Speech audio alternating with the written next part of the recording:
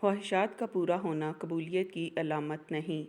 کتب میں ایک واقعہ لکھا ہے کہ دو شخص، ایک عیسائی اور ایک مسلمان، دونوں بستر مرگ پر تھے۔ بیماری کی اس حالت میں عیسائی کے دل میں یہ خواہش پیدا ہوئی کہ مجھے مچھلی کا گوشت مل جائے۔ اللہ تعالیٰ نے فرشتے سے فرمایا کہ جاؤ، اس عیسائی کے گھر کے تالاب میں ایک مچھلی ڈال آؤ تاکہ اس کی خواہش پوری ہو جائے۔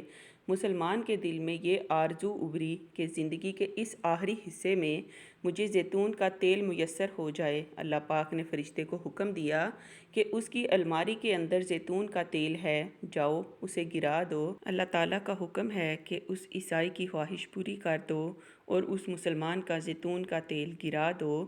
فرشتے نے عرض کیا، آپ کا حکم امت کی آسانی کے لیے ہے، اس کی مصلحت بھی بتا دیجئے تاکہ امت کو سبق مل جائے، انسانیت کو سبق مل جائے۔